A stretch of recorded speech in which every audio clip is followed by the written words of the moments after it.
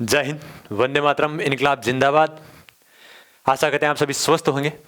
जैसा कि पहले से ही हमें कुछ मन में मोटाव सा चल रहा था, कुछ टेंशन सी हो रही थी कि जो नर्सिंग का पेपर आएगा वो कैसा आएगा, कि जो नर्सिंग का पेपर था वो कैसा आएगा, क्योंकि आर्मी और जीडी रेजिमेंट के जो जितने पेपर हुए थे वो उनका लेवल बहुत नॉर्मल था। टेंशन इसी की थी कि ये नर्सिंग वाला पेपर, जो टेक्निकल का पेपर कैसा आएगा, इसमें थोड़ी सी टेंशन हो रही थी। आज जो 25 तारीख को जो फर्स्ट शिफ्ट, सेकंड शिफ्ट और थर्ड शिफ्ट में पेपर आए थे, उनकी टेंशन थी। और जैसे पेपर देख के हमें बड़ी खुशी हुई कि जैसा लेवल जीडी और ट्रेडमैन का आया वैसा का वैसा लेवल इसका आया। इस बात से बड़ी खुशी हुई आज।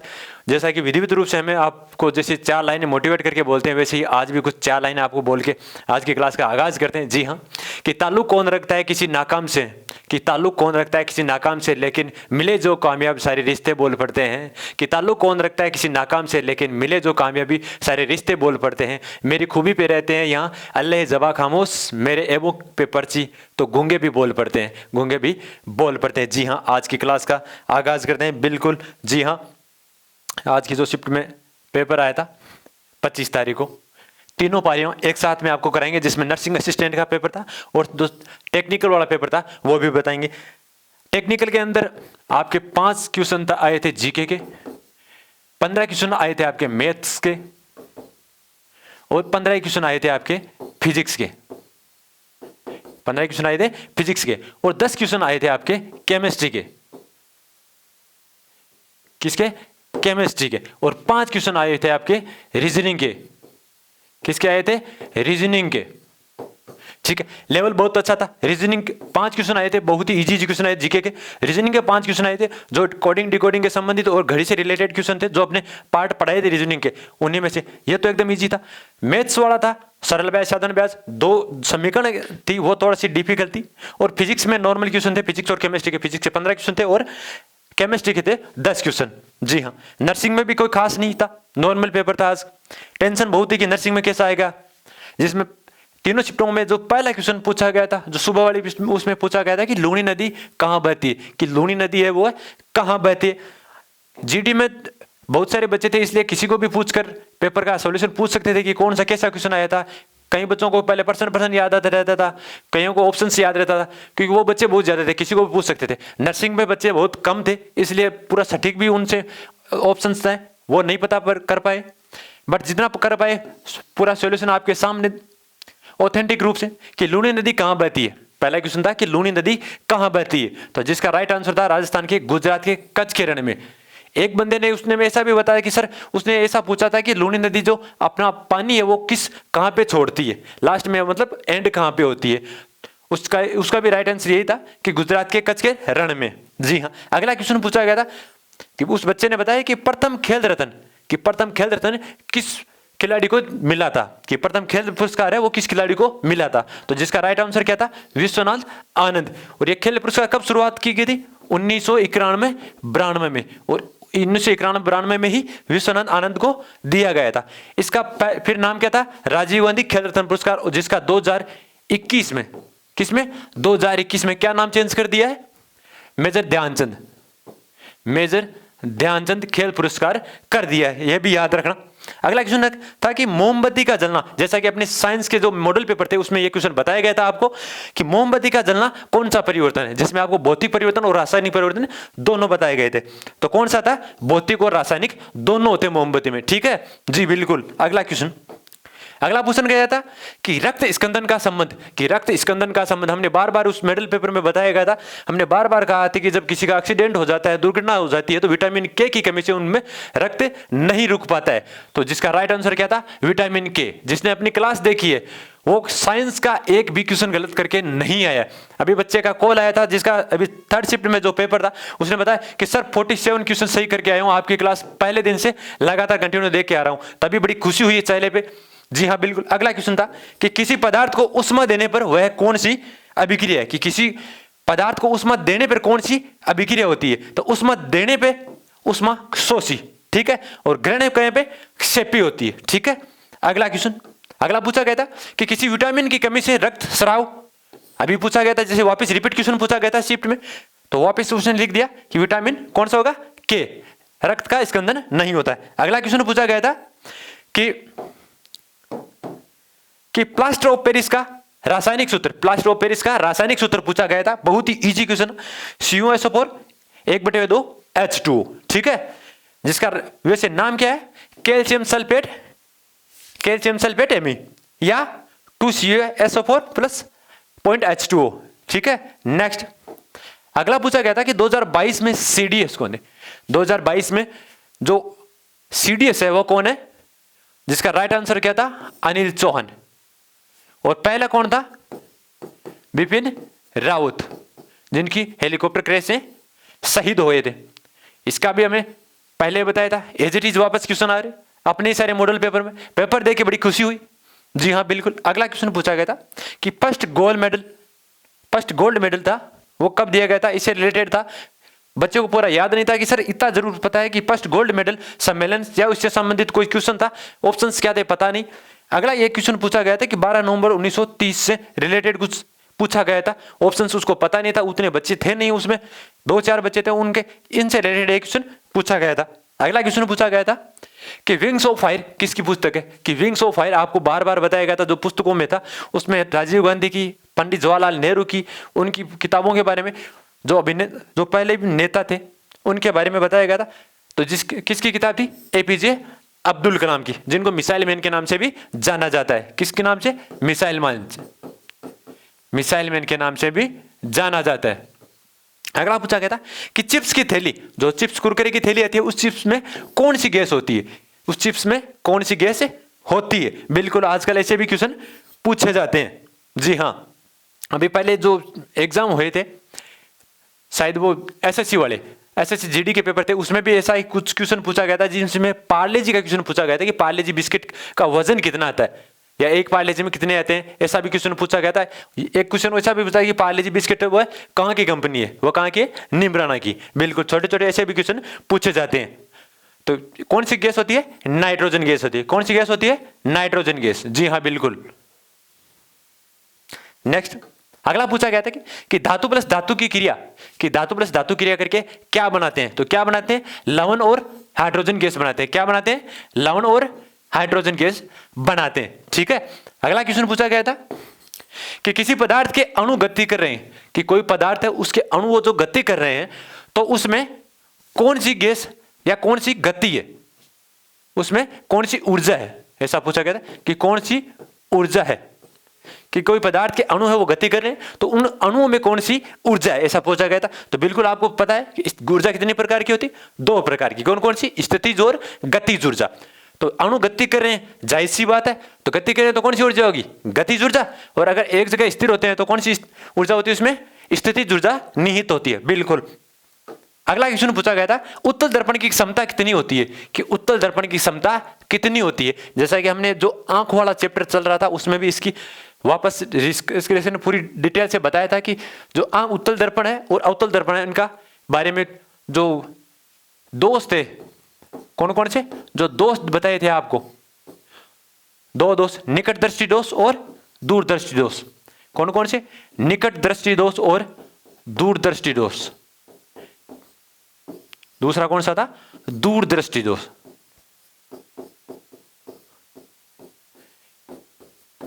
इस टाइम आपको बताया था, जिसकी क्षमता कितनी होती है, +1 धनात्मक, ठीक है। अगला क्वेश्चन पूछा गया था कि सार किसके साथ मिलकर लवण व जल देते हैं। आपको पहले भी पता होना चाहिए, साइंस की अपनी क्लास थी उसमें भी हमने जिक्र किया था कि सार किसके साथ मिलकर लवण व जल देते हैं। किसके साथ करते हैं, सार है वो अम्ल के साथ क्रिया करके लवण व जल देते हैं। किसके साथ, अम्ल के साथ, ठीक है। जी बिल्कुल गुरुजी। अगला क्वेश्चन पूछा गया था कि स्वतंत्रता मेरा जन्मसिद्ध अधिकार है। बच्चे ने क्वेश्चन पूछा था कि सर, जैसे एग्जाम लेकर बाहर आया कि सर मेरे को एक क्वेश्चन थोड़ा सा डाउट है, कंफ्यूजन सा हो रहा है, मैंने पढ़ा भी था, विश्वास भी था, पढ़ा, एक बार आपको एक क्वेश्चन का आंसर बताओ, मैं बाकी क्वेश्चन आपको बाद में बताऊंगा। मैंने कहा ठीक है बच्चे बता। तो उसने बताया कि गुरुजी जो स्वतंत्र मेरा जन्मसिद्ध अधिकार है, ये एक नारा था, वो किसने दिया था। मैंने कहा इतनी टेंशन क्यों है, कि सर मेरे को याद बहुत था, आपके पेपर शॉट में भी देखा था, वो दिया किसने था तार। मैंने कहा टेंशन मतलब बाल गंगाधर तिलक नहीं दिया था वो तो। क्या जी सर अब कोई दिक्कत नहीं है, यही क्वेश्चन मेरे को डाउट हो रहा था कि मैं ये क्वेश्चन आ भी रहा था, फिर भी मेरे डाउट सा घूम रहा था, बार बार ऑप्शन चेंज हो रहे थे, पर मैं करके ये आया हूँ। मैंने कहा ठीक है कोई बात नहीं है। जिसका राइट आंसर क्या था, बाल गंगाधर तिलक। जी हाँ बिल्कुल। अगला क्वेश्चन पूछा गया था कि मानव में मलेरिया रोग फैलता है, जो मानव में जो मलेरिया रोग फैलता है वो उसका वाहक पूछा था। 4 ऑप्शंस दिए गए थे जिसका राइट आंसर क्या था, प्रोटोजोआ से। किससे फैलता है, प्रोटोजोआ से, बिल्कुल। अगला क्वेश्चन पूछा गया था कि जैविक खाद है वो कौन सी है, जैविक खाद कौन सी है, 4 ऑप्शंस उसमें दिए गए थे। और जैविक खाद कौन सी होती है, वर्मी कंपोस्ट। कौन सी होती है, वर्मी कंपोस्ट, जो किससे बनी होती है, केचुए के द्वारा। किससे, केचुए के द्वारा बनी होती है। कौन सी, वर्मी कंपोस्ट। जी गुरुजी। अगला पूछा गया था कि अमाशय में अम्ल, अमाशय होता है उसमें कौन सा अम्ल होता है। आपको पहले भी एक बार बताया था हमने, जिस ऑफलाइन क्लास में भी बताया था और ऑनलाइन में भी बताया था कि अमाशय में कौन सा होता है, HCl अम्ल होता है, हाइड्रोक्लोरिक अम्ल। कौन सा, हाइड्रोक्लोरिक अम्ल।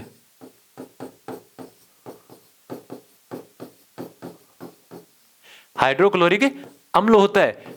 ये इतना तेज अम्ल होता है कि अगर शरीर के भीतर या अपने शरीर के भीतर तो रहता ही है, अगर चमड़ी पे या हथेली पे ऊपर से एक बूंद पड़ जाए तो इधर से उधर आर पार निकल जाती है, इतना प्रबल अम्ल होता है। ठीक है। अगला क्वेश्चन पूछा गया था, दर्पण में चित्र कहां रखने पर वहीं बनेगा। ऐसा क्वेश्चन था, बच्चे को पूरा याद नहीं था पर उसने बताया था कि गुरुजी एक क्वेश्चन आया था। मैंने कहा कैसा, कि उसमें ऐसा पूछा गया था, दर्पण से रिलेटेड कोई क्वेश्चन था कि चित्र को कहां रखने पर या वस्तु को कहां रखने पर वापस वहीं का वहीं बनता है। तो मैंने कहा इसका तो एकदम सॉल्यूशन आपको पहले भी बताया था ऑफलाइन क्लास में कि हाँ गुरुजी ये तो पता था मेरे को कि 2f पे रखने पे वापस डायग्राम 2f पे ही बनेगा।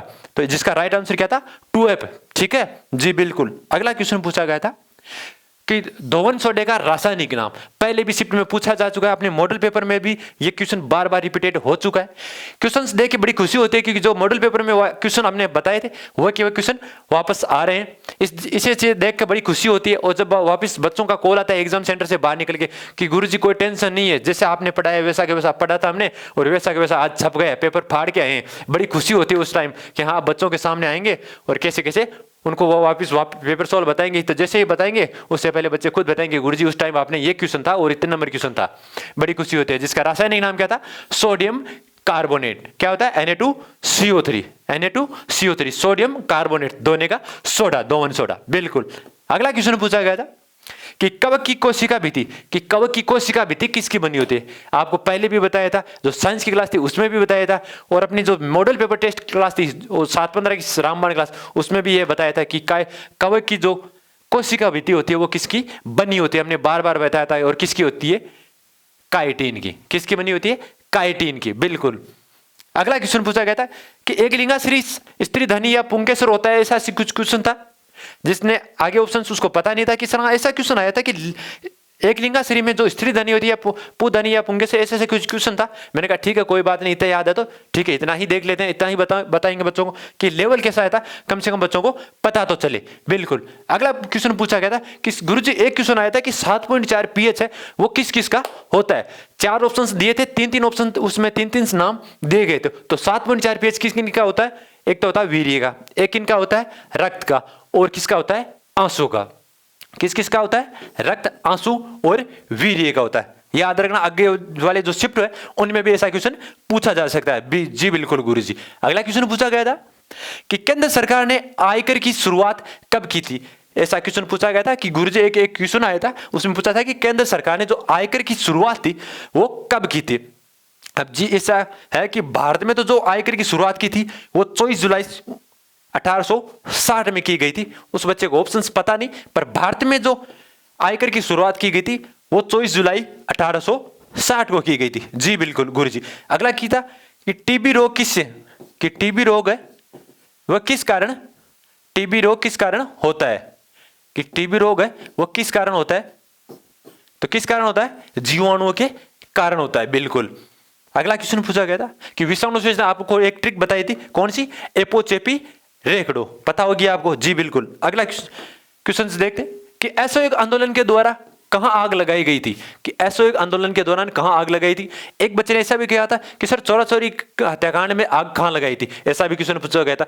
तो पर दोनों का आंसर कहां है, असहयोग आंदोलन के द्वारा, या असहयोग आंदोलन में के द्वारा कहां पर आग लगाई गई थी, असहयोग आंदोलन में कहां पर आग लगाई गई थी, कहां पे लगाई गई थी, चोरा चोरी नामक स्थान पे। और यह है कहां गुरुजी, गोरखपुर उत्तर प्रदेश में। कहां पे है, गोरखपुर उत्तर प्रदेश में। जिसका राइट आंसर आप देख लेना इसमें, चौरा चौरी गोरखपुर उत्तर प्रदेश। किस में? असहयोग आंदोलन में। जी गुरुजी। अगला क्वेश्चन पूछा गया था कि वायुसेना का मुख्यालय, कि वायुसेना का मुख्यालय आपने पहले भी बताया था, शिफ्टों में भी बताया, रिपीटेड क्वेश्चन है ये बार बार, ठीक है, मॉडल पेपर में भी 3 बार रिपीटेड बताया था हमने। अगर वायुसेना का मुख्यालय कहाँ है? नई दिल्ली में, ठीक है। एक बच्चे ने ऐसा किया था सर कि मुख्यालय ने एक एकेडमी का भी पूछा था, तो अगर एकेडमी के रिलेटेड वायुसेना का था तो एकेडमी कहाँ है? हैदराबाद में। कहाँ है? हैदराबाद में, ठीक है। अगर एकेडमी का पूछा है तो हैदराबाद में, और मुख्यालय कहाँ है, हेडक्वार्टर पूछा है तो नई दिल्ली में। जी बिल्कुल। अगला क्वेश्चन पूछा गया था कि लूनी नदी कहां पर, या लूनी नदी अपना जल कहां वापस छोड़ती, वापस रिपीटेड क्वेश्चन है, पहले शिफ्ट में भी पूछा गया था, टेक्निकल में भी पूछा गया। कहां पे? गुजरात के कच्छ के रण में। जी गुरुजी। अगला क्वेश्चन था कि प्रथम खेल रत्न पुरस्कार, अभी पहले ही बताया था, कब? विश्वनाथ आनंद को दिया था 1992 91 में, इस शुरुआत में भी उसी टाइम इसकी शुरुआत की गई थी। और 2021 में, जैसा कि अभी आपको पहले बताया था कि 2021 में राजीव गांधी खेल रत्न पुरस्कार का नाम चेंज करके मेजर ध्यानचंद पुरस्कार कर दिया गया। इस चीज को याद रखना बिल्कुल। जी हाँ गुरुजी। अगला क्वेश्चन पूछा गया था कि बर्फ का पिघलना, जो बर्फ होती है वो उसका पिघलना, हमने आपको बार बार बताया था, बर्फ पिघल जाती है तो वापस उसको जमा भी सकते हैं, ठीक है, और जमी हुई बर्फ को वापस पानी में बना सकते हैं। तो कौन सा परिवर्तन है? भौतिक परिवर्तन, फिजिकल परिवर्तन। जी हाँ बिल्कुल। अगला क्वेश्चन पूछा गया था कि उष्मा दी जाने वाली, अभी पहले बताया था आपको, वापिस रिपीटेड क्वेश्चन है, उष्मा शोषी, कि एक क्वेश्चन रिपीटेड क्वेश्चन था अपना 3 बार 4 बार तो रिपीटेड कौन सा था? मॉडल पेपर में भी एक रामबाण सुबह की 7:15 की क्लास थी, उसमें भी हमने ऐसे क्वेश्चन बार बार डाले हैं, और वही क्वेश्चन अब वापस आ रहे हैं। तो कौन सा था? कि कमरे के ताप पर तरल धातु, कि कमरे के ताप पर जो तरल धातु है वो कौन सी होती है? ब्रोमीन। हमने आपको बताया था जो 7:15 की रामबाण ब्रह्मास्त्र क्लास आती है अपने, और कौन सी होती है? ब्रोमीन। जी गुरुजी। अगला क्वेश्चन पूछा गया था कि विकिरणों का सर्वाधिक वेग, विकिरण होते किरण होती है, जो सूर्य की किरणें होती है या विकिरणें होती है, उनका सर्वाधिक वेग किस में होता है? हमने जैसे कि आपको पहले बताया था कि विकिरणों को किसी भी माध्यम की आवश्यकता नहीं होती है, एक जगह से दूसरे जगह जाने के लिए किसी भी माध्यम की आवश्यकता नहीं होती है। और विकिरणों को क्या होता है? इसको माध्यम की आवश्यकता नहीं होती है। ध्वनि को माध्यम की आवश्यकता होती है, ध्वनि है एक जगह से दूसरे जगह किसकी सहायता से जाती है? माध्यम की सहायता से। जबकि विकिरण क्या है? माध्यम की सहायता से नहीं जाती है। जिसका राइट आंसर इसका क्या था? निर्वात में, क्योंकि उसको विकिरणों को माध्यम की आवश्यकता नहीं होती है, ठीक है। जी गुरुजी। अगला क्वेश्चन पूछा गया था कि महिलाओं की तीखी आवाज, जो महिलाओं की जो तीखी आवाज होती है वो किस कारण होती है? किस कारण होती है? आवृत्ति के कारण। जी गुरुजी। अगला क्वेश्चन पूछा गया था कि G20 की बैठक कहां हुई थी? G20 की बैठक कहां हुई थी? जिसका राइट आंसर था नई दिल्ली। अगर आपको ऐसा भी एक बंदे ने ऐसा भी देखा कि सर G20 आगे कुछ अलग सा क्वेश्चन था, G20 सम्मेलन रोजगार से रिलेटेड कुछ ऐसा क्वेश्चन था। अगर रोजगार से रिलेटेड क्वेश्चन आपको पूछा गया था कि G20 रोजगार सम्मेलन कहां हुआ था? कहां हुआ था? ये क्या हुआ था? यूपी के लखनऊ में। कहां पे हुआ था? यूपी के लखनऊ में हुआ था। अगर ऐसा रोजगार से रिलेटेड क्वेश्चन पूछा था G20 का तो कहां हुआ था? यूपी लखनऊ में। जी गुरुजी। अगला क्वेश्चन पूछा गया था परिसमन आयोग 2022 में अनुसूचित जनजाति या अनुसूचित जनजाति आरक्षित सीटें कितनी थी? जो एसटी की हम मानते हैं शेड्यूल कास्ट की, उसकी कितनी होती है? 47 सीटें को प्रावधान है, और एससी में कितनी है? 84 थी। जो आज के सुबह की शिफ्ट में आपको क्वेश्चन पूछे गए थे, पहली शिफ्ट में, सेकंड शिफ्ट में, वो थर्ड शिफ्ट में नर्सिंग असिस्टेंट में पूछे गए थे।